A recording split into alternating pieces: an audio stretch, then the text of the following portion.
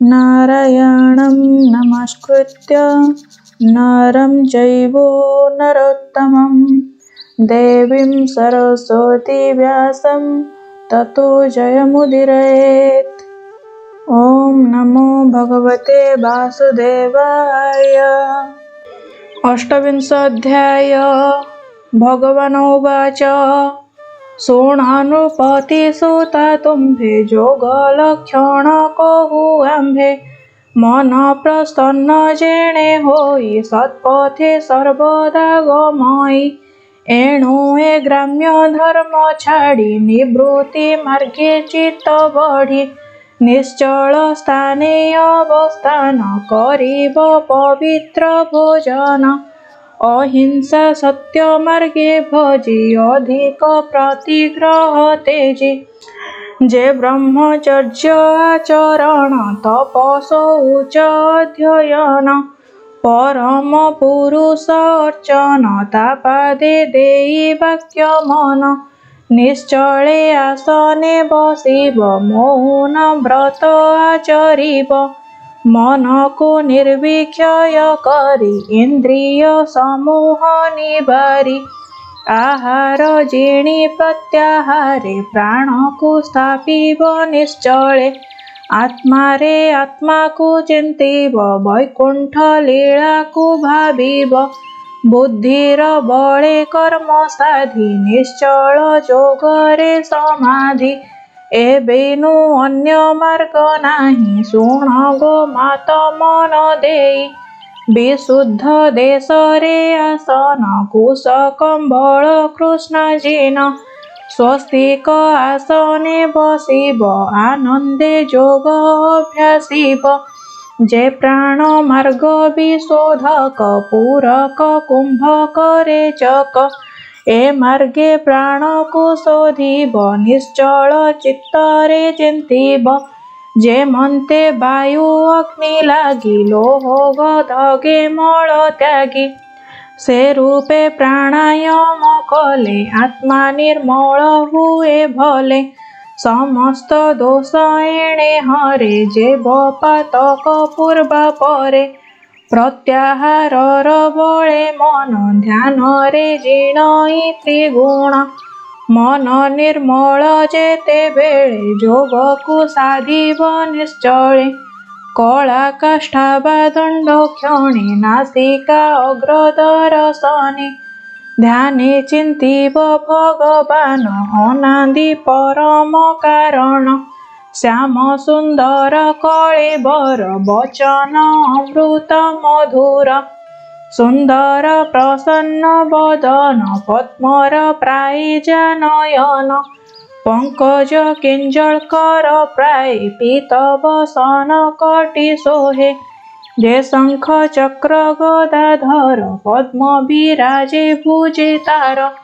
श्रीवत्स चिन्ह वक्षस्थले कि उपमा देवा भले मुकुता चाप सरी सोहे कंठे कौस्तुभ मणि मोहे लंबित तार पृष्ठ देशे पाट झुंपाए से प्रकाशे अमल बनमाला गळे मत्त भ्रमर मधु भोळे मधुर ध्वनि से करन्ति आनंदे उड़ी पंक्ति पंक्ति किरीट अंगद विराजे अमूल्य हार हृदय साजे रत्ननुपुर पादे सोही कि उपमा देवा तहि कटिरे कांची गुण साजे भक्तंक मनरे विराजे ताहांक कर्णरे कुंडल शोभित करे गंडस्थल एमंत रूप भक्त जने हृदय चिंतन्ति अनुक्षणे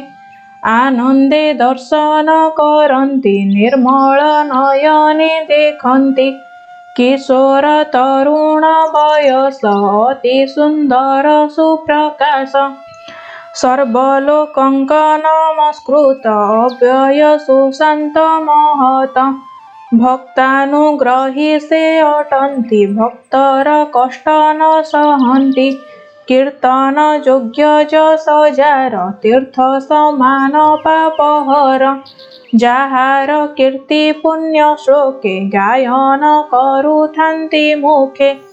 ଏ ରୂପେ ତା ଅଙ୍ଗ ସମଗ୍ରେ ମନରେ ଚିନ୍ତିବେ ଏକାଗ୍ରେ। ଆସନେ ବସି ଏକାନ୍ତରେ ଗମନ ଶୟନ ଗୁହାରେ। ଅଙ୍ଗକୁ ଅଙ୍ଗ ପ୍ରତି ଧ୍ୟାନ ଚିନ୍ତିବ ବିଷ୍ଣୁର ଚରଣ। ଧ୍ୱଜ ଅଙ୍କୁଶ ବଜ୍ର ଚିହ୍ନ ପଦ୍ମ ସହିତେ ଯେ ଲାଞ୍ଛନ। ତୁଙ୍ଗ ସୁରଙ୍ଗ ପାଦ ଦୁଇ ନଖ ଚନ୍ଦ୍ରିକା ବିରାଜଇ। ଖଣ୍ଡଇ ହୃଦ ଅନ୍ଧକାର ଧ୍ୟାନେ ଭଜିବ ନିରନ୍ତର। ଯା ପାଦୋଦକ ଗଙ୍ଗା ନୀର ଶିରରେ ରହିଛନ୍ତି ହର। ସେ ନୀରେ ବ୍ରହ୍ମାଣ୍ଡ ମଧ୍ୟରେ ସ୍ନାନେ ତରନ୍ତି ସୁର ନରେ। ପାପ ଶୈଳ ବଜ୍ର ପ୍ରାୟେ ଯା ପାଦ ନାଶଇ ନିର୍ଭୟେ। ସେ ପାଦ ପଦ୍ମେ ଧ୍ୟାନ କରି ନିତ୍ୟେ ବାନ୍ଧିବ ଚିତ୍ତେ ଧରି। ସେ ପାଦ ପଦ୍ମର ମହିମା କେ କହି ପାରେ ଗୁଣ ସୀମା। ଯେ ପାଦ ଯୁଗ ମନୋହର ଲକ୍ଷ୍ମୀ ସେବଇ ନିରନ୍ତର। ସୁନ୍ଦର ଜାନୁ ଲମ୍ବମାନ ଗରୁଡ଼ ସ୍କନ୍ଧରେ ଶୋଭନ। ଅତସୀ କୁସୁମର ପ୍ରାୟେ ଅଙ୍ଗ ତାହାର ଶୋଭା ପାଏ। ତଡ଼ିତ ଜିଣି ପୀତାମ୍ବର କାଞ୍ଚି ନିତମ୍ବେ ମନୋହର। ଏ ବିଶ୍ଵ ଯାହାର ଉଦର ସପ୍ତ ସମୁଦ୍ର ଦ୍ୱୀପବର। ଯା ନାଭି ପଦ୍ମ ବ୍ରହ୍ମଜାତ ଅଖିଳ ବ୍ରହ୍ମାଣ୍ଡର ନାଥ। ଏମନ୍ତ ଭାବେ ଏହା ଚିନ୍ତି ଅପରେ ହୃଦୟ ଆକୃତି। ମର୍କତ ମଣି ପ୍ରାୟେ ଶୋଭା ସ୍ତନ ଯୁଗଳ ଦିବ୍ୟ ପ୍ରଭା। ତା ମଧ୍ୟେ ବିଶଦ ଯେହାର ଅତ୍ୟନ୍ତ ଶୋଭା ସେ ହୃଦର। ଲକ୍ଷ୍ମୀ ଭୂଷଣ ବକ୍ଷସ୍ଥଳେ କୌସ୍ତୁଭ ମଣି ଶୋଭେ ଗଳେ। ଅଖିଳ ଲୋକ ନମସ୍କୃତ ରୂପ ଚିନ୍ତିବ ଜଗନ୍ନାଥ। ମନ୍ଦର ଗିରି ଶୃଙ୍ଗ ପ୍ରାୟେ ତା ଭୁଜ ଦଣ୍ଡ ଶୋଭା ପାଏ। ଯେ ଚକ୍ର ଧରିଛନ୍ତି କର ଅତି ଅସହ୍ୟ ତେଜ ତାର। ତା କର ପଦ୍ମେ ଶଙ୍ଖ ପ୍ରଭା ରାଜହଂସର ପ୍ରାୟେ ଶୋଭା। ଦାନବ ରୁଧିରେଣ ଯୁକ୍ତ ଗଦାଏ ଅଛି ତାର ହସ୍ତ। ମାଳାରେ ତା କଣ୍ଠ ଶୋଭିତ ଭ୍ରମର ଗୁଞ୍ଜନେ ଶବ୍ଦିତ। ତା ମଧ୍ୟେ କୌସ୍ତୁଭ ଖଚିତ ଯାହା ଅଟଇ ଜୀବ ତତ୍ତ୍ୱ। ଭୃତ୍ୟାନୁଗ୍ରହେ ତା ଶ୍ରୀମୁଖ ସୁସ୍ମିତ ସୁରଙ୍ଗ ସୁରେଖ। ସୁନ୍ଦର ବଦନାରବିନ୍ଦ ପରେ ଚିନ୍ତିବେ ଯୋଗୀ ବୃନ୍ଦ। ଶ୍ରବଣେ ମକର କୁଣ୍ଡଳ ଚଳନ୍ତେ ଶୋହେ ଗଣ୍ଡସ୍ଥଳ। ତୁଙ୍ଗ ନାସିକା ଦିବ୍ୟ ଶୋଭା କୁଟିଳ ଅଳକ ସୁପ୍ରଭା। ଲୋଚନ ଯୁଗ ପଦ୍ମ ପ୍ରାୟେ ତହିଁରେ ଭୃଙ୍ଗ କିବା ଶୋହେ। ହେମନ୍ତ ରୂପ ଯେବା ଧ୍ୟାନ ଆନନ୍ଦେ କରେ ଅନୁକ୍ଷଣ। ତାହାକୁ ପ୍ରଭୁ କୃପା କରେ ଏ ଘୋର ତାପତ୍ରୟ ହରେ। ଏଣୁ ଏ ରୂପ ଗୁଣ ଧ୍ୟାନେ ନିତ୍ୟେ ଚିନ୍ତିବ ଦୃଢ଼ ମନେ। ଅଖିଳ ଲୋକ ତାପ ହରେ ଯେ ମନ୍ଦ ହାସ ଶ୍ରୀମୁଖରେ।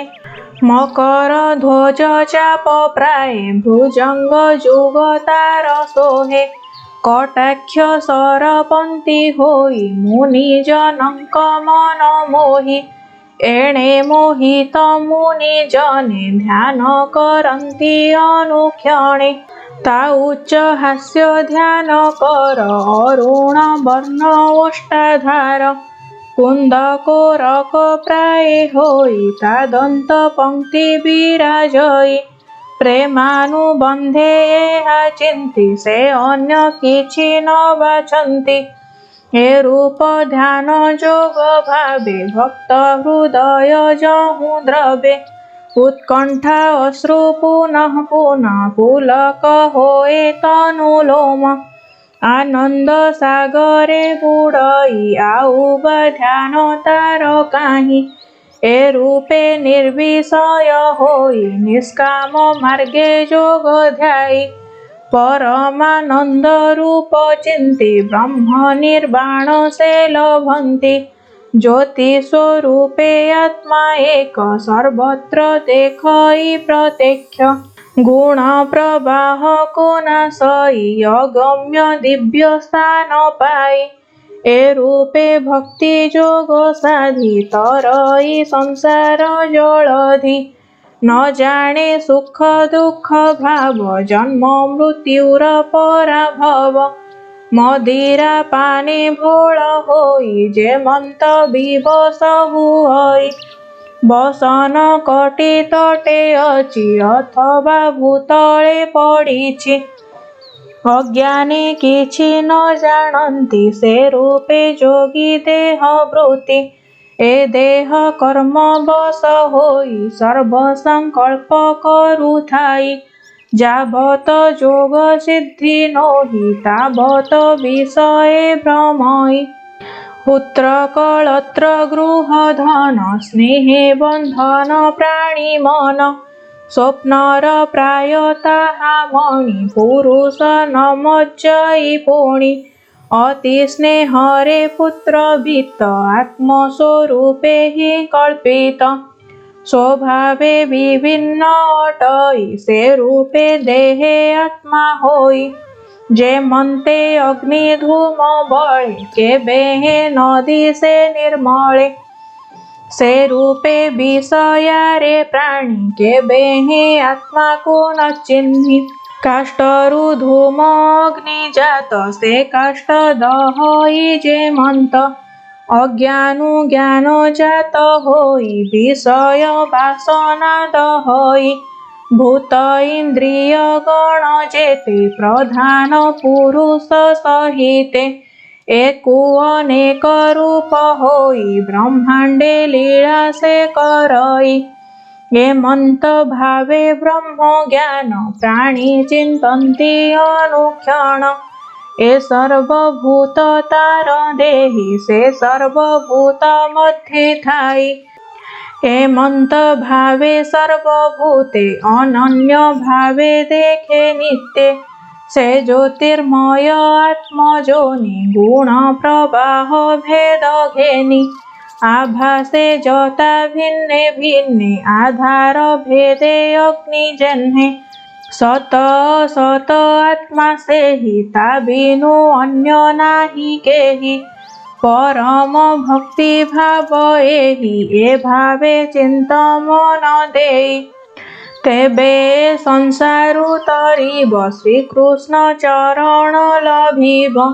भोमात साधयेहि जोग हेळे तरिब कर्म भोग। एणु संसारु तरि जीव नाही जातना पराभव। कहई विप्र जगन्नाथ सुजने चिंतयेहि पथ। इति श्रीमद्भागवते महापुराणे पारमहंस्यां संहितायां तृतीय स्कन्धे कापिलेय साधानुष्ठान नाम अष्टविंशोऽध्यायः।